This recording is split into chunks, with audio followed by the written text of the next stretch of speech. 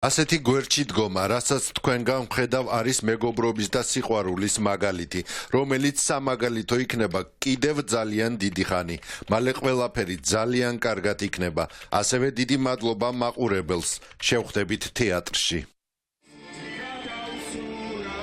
მხოლოდ გამარჯვების მოლოდინით ეს ანდრო ჭიჭინაძის პირველი გზავნილია აბაშიძის თეატრის მანიფესტის შემდეგ. გაფიცული ხელოვანები კი ანდროსთვის და სინდისის ყველა პატიმრისთვის ბრძოლას განაგრძობენ. აპირებენ, რომ ქვეყნის მასშტაბით ყველა რეგიონში ჩავიდნენ და გზავნილები თითოეულ მოქალაქემდე მიიტანონ.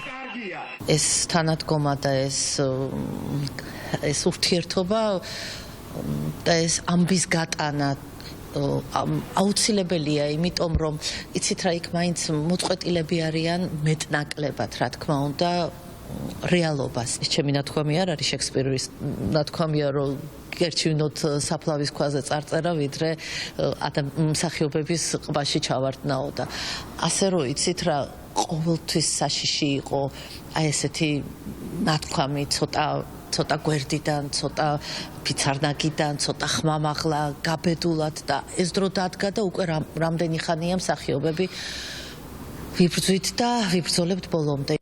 თეატრალები მზად არიან იმ წინააღმდეგობისთვისაც, რომელსაც დიდი ალბათობით რეპრესიებსა და ძალადობაზე მდგარი რეჟიმი მათ ამ ინიციატივაში შეუქმნით.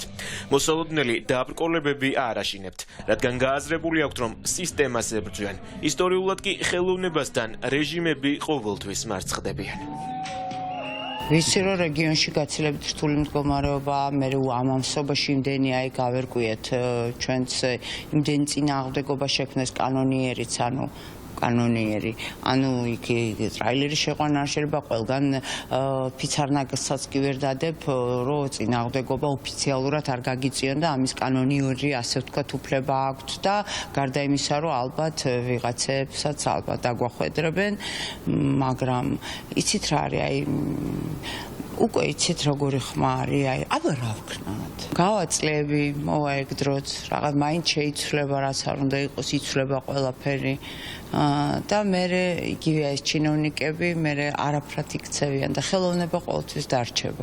თეატრის ფუნქცია არსებულ რეალობასა და საზოგადოებას შორის მედიატორობაა. ასე ხედავენ თეატრალები საკუთარ როლს. ახლაც მაყურებლის დაკვეთას ასრულებენ და საერთო ბრძოლაში მათ გვერდით დგანან. იმ ფონზე, როცა რეჟიმი საკუთარ მოქალაქეებზე ყოველდღიურად ძალადობს, ჩვეულ რეჟიმში მუშაობის გაგრძელება არ წარმოუდგენიათ. ამიტომ ბევრ თეატრში თითქმის 2 თვეა ყველა სპექტაკლი შეჩერებულია. თეატრი ვალდებულია მუშაობის რაღაც სხვა, ასე ვთქვათ, ეტაპზე გადავიდეს და მისი ხერხი და მისი, ასე ვთქვათ, მოცემულობა ცოტა შეიცვალოს. მე მაინც ვფიქრობ, რომ საზოგადოებას აკლია ინფორმაცია მაშინ, როდესაც საზოგადოებრივი მაუწყებელიც ტყვეობაშია მოქცეული. ამიტომ ეს როლი ამ ეტაპზე აიღეს მსახიობებმა და მე ვფიქრობ, რომ ძალიან სწორი გადადგმული ნაბიჯია და ის პროტესტი, რა ფორმითაც შეიძლება მსახიობი და თეატრმა ბოიკოტი გამოაცხადოს, ერთ-ერთი სწორი ფორმა არის ეს და ერთის მხრივ მაგალითიც უნდა იყოს სხვა სფეროებისთვის. ოლიგარქის რეჟიმის წინააღმდეგ თეატრი გარეთ გამოვიდა. თუმცა გაფიცული ხელოვანები თავის ფუნქციას აგრძელებენ. ჩავლენ ყველგან და ილაპარაკებენ იმ საერთო პრობლემებსა და საფრთხეებზე, რომლის წინაშეც ქვეყანა დგას. აბაშიძის თეატრის ამ ინიციატივას შეუერთდებიან სხვა თეატრალებიც.